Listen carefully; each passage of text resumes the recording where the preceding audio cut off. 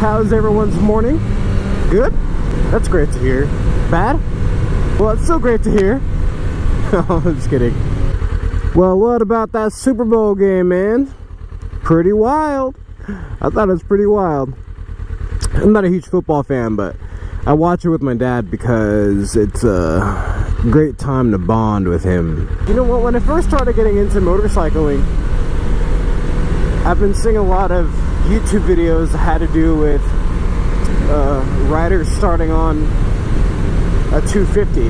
There's usually been some controversy whether a rider should start on a 250, a 600, or a 650. Basically 250 to about 600 to 650. You know, I'm sure there are quite a few videos out there. I've seen quite a few of them, but everyone has something different to say, and I feel that I want to give my I kind of want to give my 2 cents on that.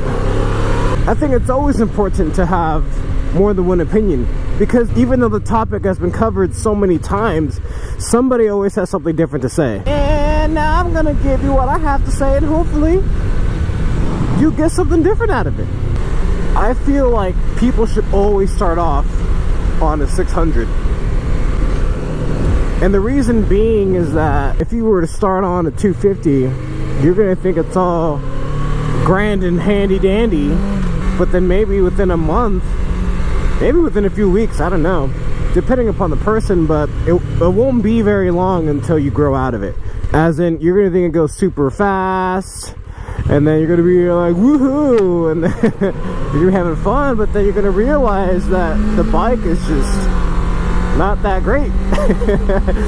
And you're gonna want something faster. You're gonna want something that has I guess more pull to it, something that has better acceleration. And then this is just my opinion. I've sat on 250 motorcycles, and I've test ridden one. What? Why did I get a red light? No one's even here. What? Oh my god, that's wild. The 600, it's gonna be intimidating to ride at first. The bike that I'm riding now is a 600. Actually, it's a 650, my bad. This is a Kawasaki Ninja 650. And this is what I started on, mainly because this is all that I had available to me at the time. And this was just my case scenario. I was gonna have my mom buy me a 250 to start off on, but then my predicament would have been, if I would have grown out of it, I wouldn't have been able to sell the bike and still have enough money to buy a 650 that quickly, because for one, I was still in high school and I didn't have a job yet. Whoa, look at that thing over there. Hey, brother. Is that a Vespa? Like some kind of scooter? Oh, yo, I'm digging it. But anyway, that was my case scenario, you know. It was either the 650 or I don't have a bike at all, essentially. And when I got the 650, it was, what's that light for, dude? See, I'm not gonna lie to you, it was pretty intimidating.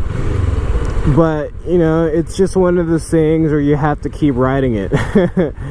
You just gotta ride the bike, and oh, lane splitting skills, look at that! Look at that, not even a scratch. So what a lot of people are afraid of when it comes to having a 650 right away, or something above a 250, or let's say even a 300, people are afraid of the power that it has and they won't be able to control it. They're right. You have to develop that throttle hand. You have to know how much power to give it, how much throttle to give it, and you learn that over time. I can guarantee you, if you just ride safely, and as long as you know what you're doing and you have your license, I'm sure you're going to be just fine. Because I was pretty afraid myself. I was pretty afraid of my bike. Unless somebody already has a 250, someone that you know that probably already has a leader bike or a 650, a 656, whatever. You know what I mean? Unless somebody already has a bike like that and they just have a 250 lying around, go ahead and ask them, hey, do you think I could ride your 250 for a while so I can get the hang of it, see what it feels like, and then once I feel comfortable enough on a 250, I'll go ahead and buy myself a 600 or 650. But my point is that not everyone is going to have that same case scenario. Unless you don't know anyone that has a 250 already, I would say you're just going to have to buy one. What's up, brother? Start riding on a 600. I don't really think there's a need for the 250s and 300s, because in my opinion, and you know, this channel is all opinion based, in my opinion, 250 and 300 bikes, anything below, like, I guess just a 600, is just a way to get people to buy a motorcycle for cheap. But oh shit, that car scared me. But I mean, once you start getting into motorcycles, I think whether you get a 250, 300, 600, 650, whatever, as long as you get on two wheels, you're going to be having a grand time. Whatever case scenario you got going on, as long as you get a bike. But what I say does stand. Unless you can get your hands on a 250 without having to pay for it, you can borrow one, ride that for a while. Then once you feel comfortable, then you can go ahead and go buy a 600, get your parents to buy one, or if you're an adult, go buy one. You already have money. For you viewers out there that are watching this, I hope you really enjoyed the video. I try to answer these questions as cohesively as possible. I hope you have a great rest of your day.